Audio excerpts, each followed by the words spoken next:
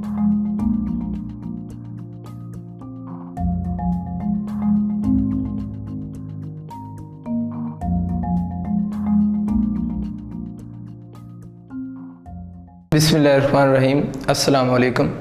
आज बच्चों हम इस चैप्टर नंबर 1 का जो टॉपिक स्टार्ट करने जा रहे हैं वो इस चैप्टर के रिस्पेक्ट से सबसे इम्पोर्टेंट टॉपिक है। इसमें ज़्यादातर मैथमेटिकल एमसीक्यूज़ आते हैं और कुछ ऐसे एमसीक्यूज़ हैं इसमें जो थ्योरेटिकल भी बन सकते हैं। इस टॉपिक का जो टाइटल है वो कैलकुलेशन ऑफ अनसर्टेनिटी।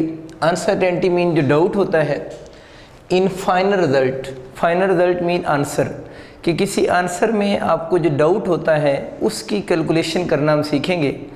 अब जो फाइनल आंसर है वो किस टाइप का हो सकता है वो बच्चों हम एडिशन और सब्ट्रैक्शन का भी सीखेंगे, मल्टीप्लिकेशन डिवीजन का भी सीखेंगे, उसमें पावर रूल भी हम पढ़ेंगे, एवरेज के प्रॉब्लम्स को भी देखेंगे और साथ में टाइमिंग एक्सपेरिमेंट को कैसे डील करते हैं वो भी हम इसमें स्टडी करेंगे। टॉपिक को स्टार्ट करने से पहले कुछ बेसिक टर्म्स आप एक दफ़ा फिर मैं आपको रिवाइज़ करवा देता हूँ। इनको देखें। सबसे पहले मैंने लिखा है परसेंटेज अनसर्टेनिटी कैसे कैलकुलेट होती है। किसी भी मेजरमेंट की परसेंटेज अनसर्टेनिटी कैलकुलेट करने के लिए आप लोगों ने उसके लीस्ट काउंट को मेजर्ड वैल्यू से डिवाइड करेंगे एंड मल्टीप्लाइड बाय 100% कर देंगे। तो ये किसी भी मेजरमेंट की परसेंटेज अनसर्टेनिटी कैलकुलेट करने का फार्मूला है। इसी तरह अगर आप फ्रैक्शन अनसर्टेनिटी या फ्रैक्शन एरर कैलकुलेट करेंगे तो उसका formula least count bye measured value होगी, MV मेजर्ड वैल्यू। बस ये साथ में ये वाली चीज़ इसमें नहीं लिखी जाएगी। इसका एक आधा एमसीक्यूज़ करते हैं ताकि आपको आइडिया हो जाए। मैंने बच्चों आपको एक बहुत बेसिक एमसीक्यूज़ लिखा है। If mass of an object is 5 ± 0.1 kg, ये एक आपको मेजरमेंट लिखी हुई है। अब डिफरेंट क्वेश्चन इसके आपसे पूछ सकता है। फर्स्ट क्वेश्चन आपसे पूछ सकता है कि इसकी फ्रैक्शन अनसर्टेनिटी बताएं, यानी ये एमसीक्यूज़ आपका आ जाता है और इस एमसीक्यूज़ में आपसे फ्रैक्शनल अनसर्टेनिटी पूछता है। आप लोगों ने बच्चों याद रखना है कि ये जो प्लस माइनस के बाद चीज़ लिखी होती है इस चीज़ को हम लोग क्या बोलते हैं, लीस्ट काउंट भी कहते हैं। और लीस्ट काउंट के डिफरेंट नेम होते हैं। ये जो प्लस माइनस के बाद टर्म लिखी हुई है इसको हम लीस्ट काउंट कहते हैं और लीस्ट काउंट के डिफरेंट नेम होते हैं। लीस्ट काउंट को हम एब्सोल्यूट अनसर्टेनिटी भी कहते हैं और लीस्ट काउंट को हम लोग पर्सियन भी कहते हैं। एक तो आपका एमसीक्यू ये आ सकता है कि लेट से ये आपको इक्वेशन गिवन है, मेजरमेंट गिवन है और आपसे पूछे इस मेजरमेंट में परसेंटेज अनसर्टेनिटी एब्सोल्यूट अनसर्टेनिटी बताएं। तो एब्सोल्यूट अनसर्टेनिटी सिंपल इसका जो लीस्ट काउंट होगा उसी लीस्ट काउंट को हम एब्सोल्यूट अनसर्टेनिटी कहेंगे। तो अगर ये मेजरमेंट गिवन है और आपसे एब्सोल्यूट अनसर्टेनिटी पूछता है तो दैट इज़ इक्वल होगी ± 0.1 kg। एब्सोल्यूट अनसर्टेनिटी पूछे तब भी यही आंसर है, पर्सियन पूछे तब भी यही आंसर है, लीस्ट काउंट पूछेगा तब भी यही आंसर होगा। इसको एक और नाम भी हम देते हैं, इसको मैक्सिमम पॉसिबल एरर भी कहते हैं। तो अगर आपसे पूछते हैं इस मेजरमेंट में मैक्सिमम पॉसिबल एरर कितना है तो वो भी आप लोगों ने ± 0.1 kg ही चूज़ करना है। ये चंद चीज़ें आप लोगों ने याद रखनी है। अब बच्चों हम बात करते हैं फ्रैक्शन अनसर्टेनिटी या परसेंटेज अनसर्टेनिटी आप कैसे कैलकुलेट करेंगे। फ्रैक्शन अनसर्टेनिटी कैलकुलेट करने के लिए आप लोगों ने इसमें ये करना होता है कि जो लीस्ट काउंट होगा उसको मेजर्ड वैल्यू से डिवाइड करेंगे। लीस्ट काउंट इस डिवाइस का 0.1 है और जो मेजर्ड वैल्यू है वो 5 है। तो अब आप लोगों ने 0.1 को 5 से डिवाइड करना है। एक चीज़ बच्चों अब आप सीख लें कि आप जब भी किसी भी यूनिवर्सिटीज़ का एग्ज़ाम दे रहे होते हैं तो ये वाली जो वैल्यूज़ हैं ना 1/2, 1/3, 1/4, 5, 6, 7, 8, 9 इनकी डिवीजन्स की वैल्यूज़ आप लोगों ने मेमोराइज़ कर लेनी है। मैंने एक दफ़ा बोर्ड पे आपके लिए लिख भी दी है। जिस तरह 1/2 0.5 होता है, 1/3 0.3 होता है, 1/4 0.25 होता है एंड सो ऑन।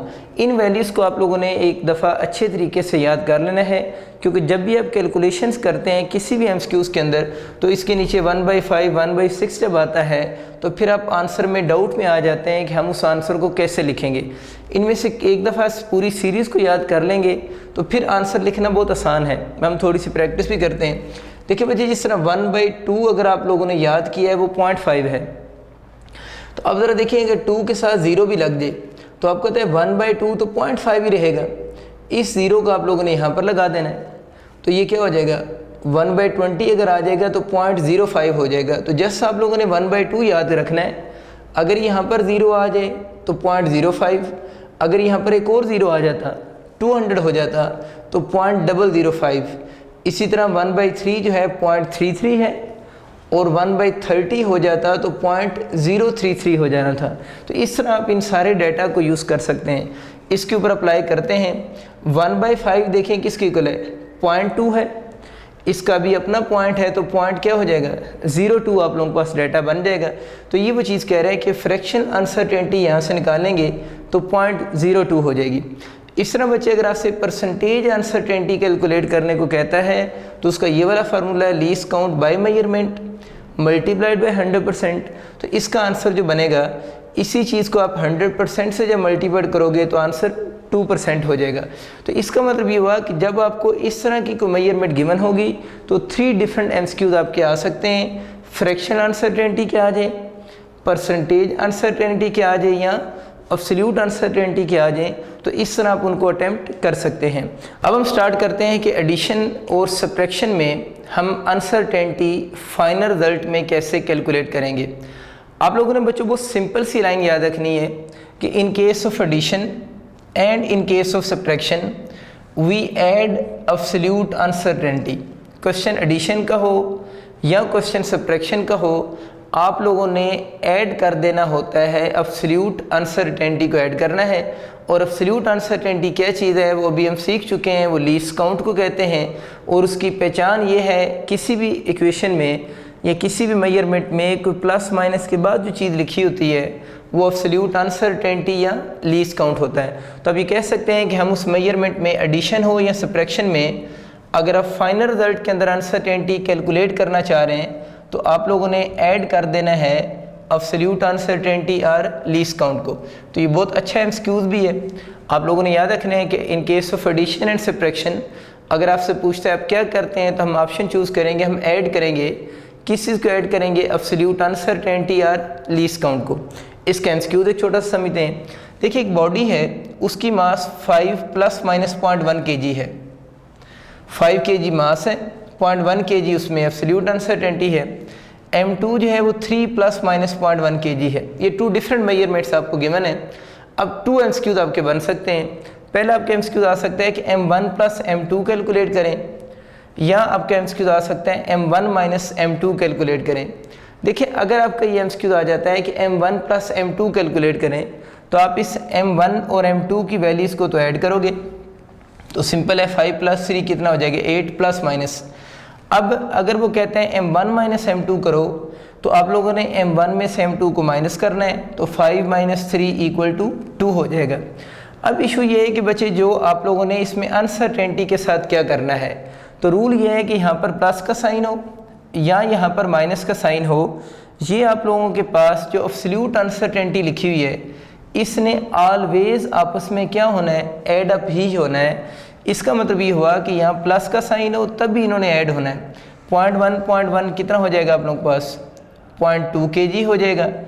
अगर यहाँ पर सब्ट्रैक्शन का साइन हो तब भी इसने ऐड होना है, तो 0.1 + 0.1 ± 0.2 kg हो जाएगा।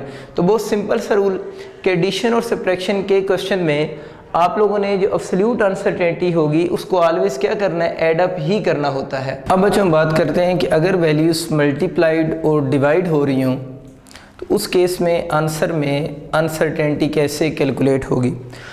उसका मैंने रूल ये लिखा है कि इसमें भी आप लोगों ने ऐड ही करना है, यानी वैल्यूज़ मल्टीप्लाइड हो रही हों या डिवाइड हो रही हों, इस केस में आप लोगों ने ऐड करना है। लेकिन किस चीज़ को ऐड करना है, परसेंटेज अनसर्टेनिटी को ऐड करना है।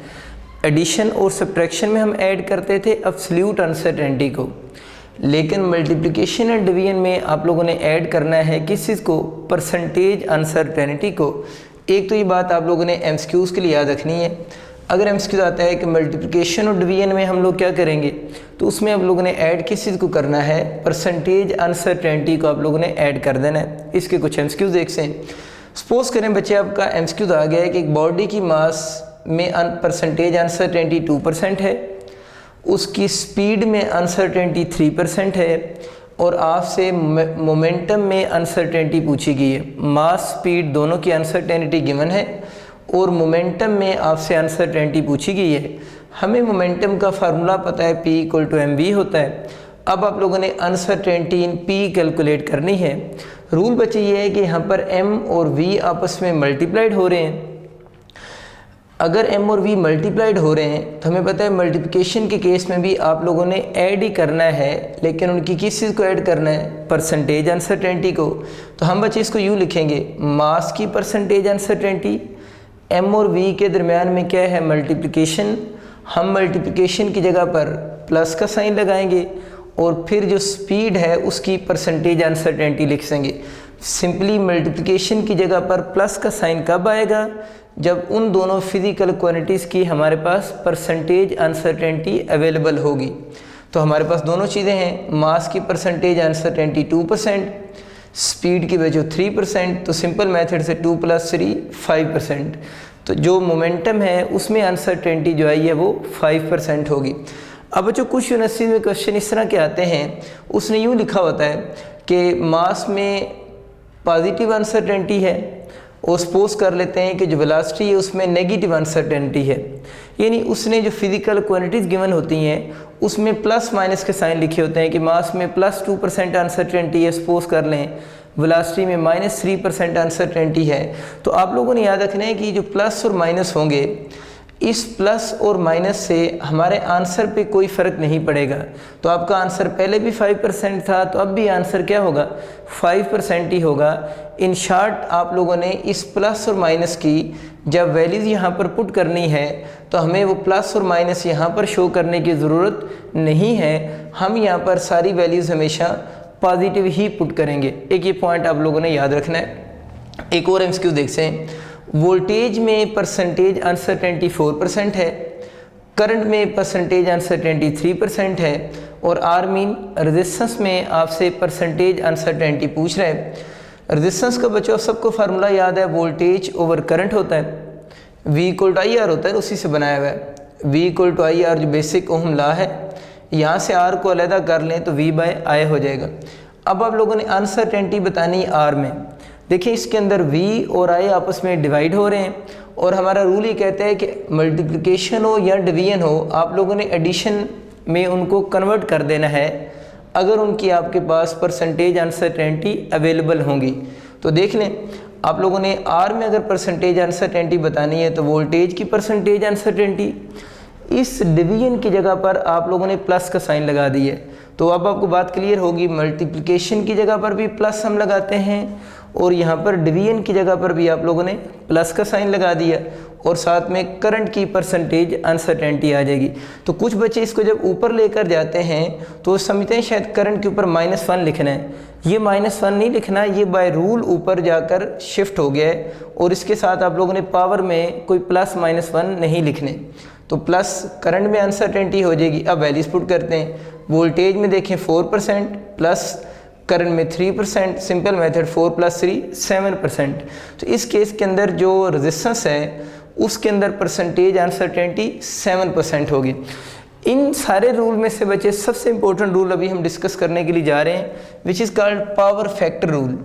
पावर फैक्टर रूल क्या होता है, इसको एक एग्जांपल से समझते हैं, फिर हम इसकी वर्डिंग देखेंगे आप लोगों ने क्या लिखी हुई है। बहुत फेमस MCQs मैंने आप लोगों के लिए बोर्ड पे लिखा है। एक बॉडी है, उसकी मास में परसेंटेज अनसर्टेनिटी 2% है, स्पीड में अनसर्टेनिटी 3% है और आपसे अनसर्टेनिटी उसकी काइनेटिक एनर्जी में पूछी हुई है। ये उसका क्वेश्चन है। काइनेटिक एनर्जी का बच्चे आप सबको फार्मूला याद है, 12 mv² होता है। देखिए हम uncertainty in kinetic energy calculate करना चाह रहे हैं। अनसर्टेनिटी या डाउट जो होता है वो किसके अंदर होगा, वो तो वेरिएबल्स के अंदर होता है, लेकिन इस फार्मूले में जो 1/2 लिखा हुआ है, ये 1/2 तो इस फार्मूले में कांस्टेंट है, यानी इस फार्मूला में ये जो 1/2 लिखा हुआ है, ये 1/2 तो इस फार्मूला में कांस्टेंट है। हमने डाउट कैलकुलेट करना है या एरर कैलकुलेट करना है तो कांस्टेंट के अंदर कोई एरर नहीं होता। तो जब भी आप कोई ऐसी प्रॉब्लम देखें किसी भी फार्मूला में, जब आप लोगों ने अनसर्टेनिटी कैलकुलेट करनी हो, उस फार्मूले में जो कांस्टेंट लिखे होंगे उनको आप लोगों ने वहाँ से रिमूव कर देना है। उस कांस्टेंट का एरर की कैलकुलेशन में कोई रोल नहीं होगा। इन शॉर्ट आप लोगों ने वहाँ से उसको रिमूव कर देना है। यूँ समझ लें कि ये रिमूव हो गया। अब बच्चे बच गया बाकी एम वी स्क्वायर। अब मुझे ये बताएं कि m और v आपस में क्या हो रहे हैं, मल्टीप्लाई हो रहे हैं। मल्टीप्लाई का रूल अभी आप लोगों ने पढ़ा हुआ है, तो आप लोग क्या करेंगे, मास में परसेंटेज अनसर्टेनिटी प्लस, अब आगे आप लोगों का लिखा हुआ है v का स्क्वायर, इस v के स्क्वायर के ऊपर अब पावर फैक्टर रूल लगेगा। पावर फैक्टर रूल क्या मैंने किया है, ज़रा गौर करें। मैंने इस पावर को जिस वेरिएबल की पावर थी उसके शुरू में लेकर आ गया हूँ। देखें v के ऊपर स्क्वायर था ना, तो मैं उस पावर को उस वेरिएबल के स्टार्ट में लेकर आ गया हूँ और उस पावर को मैंने मल्टीप्लाई कर दिया है उसी वेरिएबल की परसेंटेज अनसर्टेनिटी से। तो रूल क्या है, अगर किसी वेरिएबल की कोई पावर हो, हम उस पावर को उस वेरिएबल के स्टार्ट में लेकर आते हैं और उस पावर को मल्टीप्लाई करते हैं उसकी परसेंटेज अनसर्टेनिटी से। तो देखते हैं पावर फैक्टर रूल क्या लिखा हुआ है, हम मल्टीप्लाई करेंगे किसी को percentage uncertainty by that power. तो देखें जो स्पीड की परसेंटेज अनसर्टेनिटी थी, आप लोगों ने उसको स्पीड की पावर से क्या किया है, मल्टीप्लाई कर दी है। इस रूल को बच्चों हम पावर फैक्टर रूल कहते हैं। सादा लफ्ज़ों में ये कहना चाह रहा हूँ कि पावर को उस वेरिएबल के शुरू में ले आएंगे और आगे उसकी परसेंटेज अनसर्टेनिटी के साथ उसको मल्टीप्लाई कर देंगे। ठीक हो गया, वैल्यूज पुट करते हैं। मास में बच्चों 2% है, ये 2 वो पावर वाला, और स्पीड में कितनी 3%, 3 2 आर क्या हो जाएंगे 6। अक्सर बच्चे अब इस 2 और 3 को ऐड कर देते हैं, वो क्योंकि उन्होंने रूल पढ़ा होता है कि मल्टीप्लिकेशन में हम एडिशन करते हैं। देखिए ये basically power factor rule different way से अप्लाई हो रहा है। तो पावर को परसेंटेज अनसर्टेनिटी के अंदर ऐड नहीं करना, पावर को तो आप लोगों ने क्या करना है, मल्टीप्लाई ही करना है परसेंटेज अनसर्टेनिटी के साथ। तो 3 × 2 6 और ये प्लस 2%, टोटल क्या हो जाएगी 8% परसेंटेज अनसर्टेनिटी आ जाएगी किसमें, काइनेटिक एनर्जी के अंदर। बहुत कॉमन एमसीक्यूज है ये। एक और बच्चे बहुत अच्छा एमसीक्यूज आपके लिए मैंने बोर्ड पे लिखा है, सिंपल पेंडुलम की जो लेंथ है उसमें अनसर्टेनिटी 1% है, उसके टाइम पीरियड में अनसर्टेनिटी 2% है और वैल्यू ऑफ जी में अनसर्टेनिटी पूछ रहा है। पहले भी मैंने आपको बताया कि अगर इसके साथ सपोज करें मैं प्लस लिख दूँ, इसके साथ माइनस वगैरह लिख दूँ, तो इससे आंसर को कोई फ़र्क नहीं पड़ता। कुछ यूनिवर्सिटी में जब एमसीक्यूज आते हैं तो उन्होंने साथ में प्लस माइनस भी लिखे हुए होते हैं, जिस तरह मैंने आपको एम और वी के केस में बताया है। ये चीज़ आ जाए या किसी भी एमसीक्यूज में आ जाए तो हम उसको इग्नोर कर देंगे उस प्लस और माइनस को। ठीक हो गया। अब वैल्यू ऑफ जी में बतानी है तो सिंपल पेंडुलम जो होता है उसके टाइम पीरियड का फॉर्मूला 2π√L/g होता है। हमने क्योंकि जी में अनसर्टेनिटी बतानी है तो इस इक्वेशन के मैंने वो साइड पे स्क्वायर की है, तो t² = 4π²L/g। जी को इस तरफ ले आए। अब इसमें ज़रा देखें ना, ये 4π² कांस्टेंट आ गया है और मैंने आपको बताया कि किसी भी फार्मूला में जो कांस्टेंट होगा उसको आप लोगों ने वहाँ से रिमूव कर देना है। तो क्या बन जाएगा t² L/g बच गया बाकी, क्योंकि 4π² कांस्टेंट है, इसको हम रिमूव कर देंगे। उसकी रीज़न बताइए कि कांस्टेंट का एरर या डाउट की कैलकुलेशन में कोई रोल नहीं होता। तो जी बचे इस तरफ आ जाएगा, t² उस साइड पे जाकर डिवाइड हो जाएगा, तो जी L/t² के इक्वल हो जाएगा। अब बच्चों अगर आप लोगों ने अनसर्टेनिटी इन जी कैलकुलेट करनी है तो अब आप लोगों के पास यहाँ पर भी L और t² डिवाइड हो रहे हैं। मैंने इस स्टेप को थोड़ा बेसिक करके लिखा है आप लोगों के लिए ताकि आप सही अंडरस्टैंड कर सकें। तो परसेंटेज अनसर्टेनिटी इन लेंथ, इस डिवीजन की जगह पर मैंने प्लस लगा दी है, वो रूल हमें पता है प्लस लगता है, और ये t² नीचे था ऊपर जाकर प्लस t² हो जाएगा। अगेन बच्चे वही बात कि t के साथ जो पावर है उसके साथ आप लोगों ने माइनस का साइन शो नहीं करना। तो L यानी percentage uncertainty in length plus t² के साथ आप लोगों ने परसेंटेज अनसर्टेनिटी लगा दी। अभी इसके ऊपर पावर फैक्टर रूल लगना बाकी है। ये तो लेंथ में ऐसे ही आ जाएगा, इसकी जो पावर है वो इसके स्टार्ट में आएगी। तो देखें 2 × टाइम पीरियड में अनसर्टेनिटी हो जाएगी। अब लेंथ में देखो बच्चे 1% है, टाइम पीरियड में 2% है, 2 × 2 4 + 1 कितना हो जाएगा 5%। तो इस केस में वैल्यू ऑफ जी में जो अनसर्टेनिटी आएगी वो आप लोगों की 5% होगी। अब बच्चों हम देखते हैं कि एवरेज का जो रिज़ल्ट होता है उसमें हम अनसर्टेनिटी कैसे फाइंड आउट करते हैं। मैंने आपके लिए बोर्ड पे लाइन भी लिखी कि in average uncertainty is equal to the mean deviation. Average का जो क्वेश्चन होता है वो ज़्यादातर इसकी वर्डिंग का ही आता है। तो ये लाइन आप लोगों ने एमसीक्यूज़ के लिए याद रखनी कि in average uncertainty is equal to mean deviation. ज़्यादातर तो आपका यही एमसीक्यू आता है, क्योंकि एवरेज के मैथमेटिकल क्वेश्चन कम आता है, इसका वर्डिंग का क्वेश्चन ज़्यादा आता है। तो बहुत आसान सी बात हम चूज़ कर लेंगे कि एवरेज में जो अनसर्टेनिटी है वो मीन डेविएशन की इक्वल होगी। अब मीन डेविएशन क्या है, इसको कैलकुलेट कैसे करते हैं, या अगर इसका न्यूमेरिकल आ जाए तो उसको कैसे हल करेंगे वो हम देख लेते हैं। सपोज़ करें बच्चे आपका एमसीक्यूज़ आ गया है कि कुछ रीडिंग्स आपको गिवन होंगी, 3, 4, 5 रीडिंग्स हो सकती हैं। लेट से मैंने लिखा है 1 सेंटीमीटर, 2 सेंटीमीटर एंड 3 सेंटीमीटर। ये कुछ रीडिंग्स आपको गिवन है और क्वेश्चन ये है कि कैलकुलेट अनसर्टेनिटी इन एवरेज, और नीचे उसने कुछ ऑप्शन भी गिवन है कि इस डेटा की एवरेज के अंदर अनसर्टेनिटी आप लोगों ने बतानी है। तो ये बच्चे क्वेश्चन डायरेक्ट सॉल्व नहीं होते, इस क्वेश्चन को कंप्लीट सॉल्व करने के 3 स्टेप्स हैं। तो जो स्टेप 1 है उसमें सबसे पहले हम गिवन डेटा की एवरेज कैलकुलेट करेंगे। एवरेज कहने कैलकुलेट करेंगे या मीन कैलकुलेट करेंगे। एवरेज या मीन कैलकुलेट करना बहुत आसान है, जितनी भी वैल्यूज़ हैं हम सबको ऐड करेंगे, 1 + 2 + 3 जो भी डाटा गिवन है, और उसको टोटल नंबर से डिवाइड कर देंगे। तो 3 + 2 5 + 1 6/3, इसको इससे कैंसिल करेंगे तो 2 सेंटीमीटर आ जाएगा। तो एवरेज इस केस में आपके पास 2 सेंटीमीटर आ गई। अब देखिए इसमें भी 2 सेंटीमीटर शुरू में लिखा हुआ है, इसमें भी 2 सेंटीमीटर है। अगर किसी एक में 2 लिखा होता ना, यानी इसके साथ कुछ और नंबर होता और सिर्फ इसके साथ 2 होता, तो फिर जिसके साथ 2 होता उसको हम डायरेक्ट स्टेप 1 के बाद ही चूज़ कर लेते।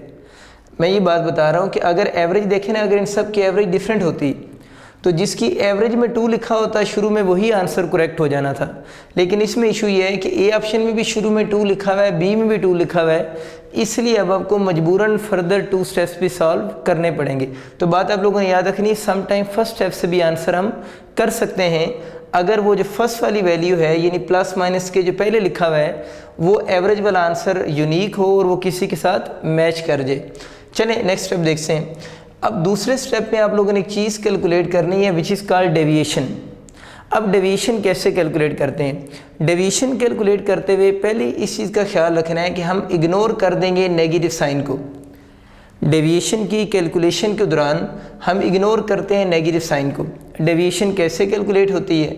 जो बच्चों एवरेज का आंसर होता है, उस एवरेज के आंसर को गिवन डेटा की वैल्यूज़ में से हम सब्ट्रैक्ट करते हैं।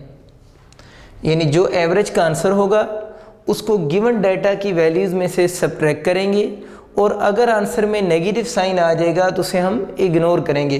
तो एवरेज कितनी 2, इसको आप लोगों ने 1 में से माइनस किया, 2 - 1 कितना हो जाएगा 1। इसी तरह इस 2 में से 2 को माइनस करेंगे तो क्या आ जाएगा 0। फिर 2 में से 3 को माइनस करेंगे तो यहाँ -1 आना चाहिए, क्योंकि 2 में से अगर 3 को माइनस कर रहे हैं तो -1 आना चाहिए। लेकिन बच्चों इशू ये हो रहा है कि हम लोगों ने लिखा है कि इग्नोर नेगेटिव साइन, तो इसलिए अब आप लोगों ने इसके नेगेटिव साइन को यहाँ से इग्नोर कर देना है। हम लोग इसके साथ इसका नेगेटिव साइन शो नहीं करेंगे। अब हमारे पास इसकी जो डेविएशन कैलकुलेट हो जाएगी वो 1, 0 और 1 हो जाएगी। आपका ये एमसीक्यू भी आ सकता है कि आपको कोई डाटा गिवन हो और आपसे ये पूछ ले उस डाटा की डेविएशन कैलकुलेट करो, तो सिंपली आप लोगों ने बच्चे उसकी एवरेज निकालनी है। एवरेज के आंसर को उनमें से बारी बारी सब्ट्रैक्ट करेंगे, और अगर आंसर में नेगेटिव साइन आ जाएगा तो उसको आप लोगों ने इग्नोर कर देना है। तो इसकी जो डेविएशन बनेगी 1, 0 और 1 होगी। अब लास्ट स्टेप और थर्ड स्टेप जो है वो ये है कि हम लोगों ने मीन डेविएशन कैलकुलेट करनी है, क्योंकि हम लोगों ने क्या कहा था, एवरेज में अनसर्टेनिटी किसके इक्वल है? मीन डेविएशन की इक्वल है। तो डेविएशन तो आ चुकी है बच्चे आप लोगों के पास, इसका बस मीन लेना है। तो 1 + 0 + 1 जितनी भी वैल्यूज़ हैं उनको ऊपर ऐड करके टोटल नंबर से डिवाइड करेंगे, तो 1 + 1 2/3 हो जाएगा। तो ये आपके पास मीन डेविएशन कैलकुलेट होगी। अब हम फाइनल आंसर कैसे लिखेंगे? पहले एवरेज लिखेंगे और उसमें से प्लस माइनस उसकी अनसर्टेनिटी जो कि किसके इक्वल है? मीन डेविएशन की इक्वल लिखेंगे। तब देखिए कौन सा ऑप्शन मैच कर रहा है, तो इसका मतलब है कि बी ऑप्शन इस केस में आपका करेक्ट कंसीडर होगा। तो बहुत अच्छा एमसीक्यूज़ है, इसके जो स्टेप्स हैं उनके फर्दर एमसीक्यूज़ भी आपको बताया जिस तरह के बन सकते हैं। तो अब उम्मीद है आप इसको ईजिली, अगर इस तरह का कोई प्रॉब्लम आ जाता है तो आप इसको सॉल्व कर सकते हैं। आखिरी बच्चे आज के लेक्चर की बात वो है कि टाइमिंग एक्सपेरिमेंट। कि किसी टाइमिंग एक्सपेरिमेंट में हम अनसर्टेनिटी कैसे कैलकुलेट करेंगे। देखिए, टाइमिंग एक्सपेरिमेंट हम लोगों ने जो मैट्रिक और इंटर में देखे हैं वो 2 मेजर टाइप्स के हैं। एक हम सिंपल पेंडुलम की मदद से टाइम पीरियड कैलकुलेट करते हैं और एक हम वर्टिकल मास स्प्रिंग सिस्टम की मदद से भी टाइम पीरियड को कैलकुलेट कर रहे होते हैं। अब हम देखते हैं कि बेसिक फार्मूलाज क्या हैं uncertainty in time period calculate करने के, वो आप लोगों ने याद भी रखने हैं। अनसर्टेनिटी इन टाइम पीरियड का बच्चों जो फार्मूला होता है, ये वैसे भी एमसीक्यूज में आ सकता है, वो least count divided by number of vibration होता है। जिस तरह पेंडुलम वगैरह है तो वो वाइब्रेशंस कर रहा होता है ना, तो उसके लीस्ट काउंट को हम नंबर ऑफ वाइब्रेशन से क्या करेंगे, डिवाइड करेंगे। अब टाइम पीरियड का क्या फार्मूला होता है, टाइम पीरियड कैलकुलेट करने का जो फार्मूला होता है total time of vibrations divided by N का मतलब होता है नंबर ऑफ वाइब्रेशंस को, यानी जो टोटल टाइम है उसको टोटल नंबर ऑफ वाइब्रेशन से डिवाइड करें तो हमारे पास उसका क्या बन जाता है, टाइम पीरियड बन जाएगा। तो ये 2 डिफरेंट बातें मैंने की हैं। अनसर्टेनिटी इन टाइम पीरियड का फार्मूला क्या है, लीस्ट काउंट को नंबर ऑफ वाइब्रेशन से डिवाइड करना है। और जस्ट टाइम पीरियड कैसे बनता है, जो टोटल टाइम ऑफ वाइब्रेशन होता है उसको नंबर ऑफ वाइब्रेशन से क्या करते हैं, डिवाइड कर देते हैं। एक एमसीक्यूज की मदद से इन फार्मूलाज को समझना सीखते हैं। मैंने बच्चों आपके लिए एमसीक्यूज लिखा है कि एक सिंपल पेंडुलम है, उसकी 10 वाइब्रेशंस का आप लोगों ने टाइम नोट किया है। N mean number of vibrations, इस सिंपल पेंडुलम की 10 वाइब्रेशंस का n वाइब्रेशंस हैं, आप लोगों ने टाइम नोट किया है और 10 वाइब्रेशन का जो टोटल टाइम बना है वो 20 सेकंड्स है। 10 vibrations total time 20 second note किया है। अच्छा, अब आप लोगों ने जो टाइम नोट किया है 20 सेकंड, वो किसकी मदद से किया होगा, किसी स्टॉप वॉच की मदद से। तो वो जो स्टॉप वॉच है उसका least count let's say 0.1 second है, तो ये उस स्टॉप वॉच का लीस्ट काउंट है।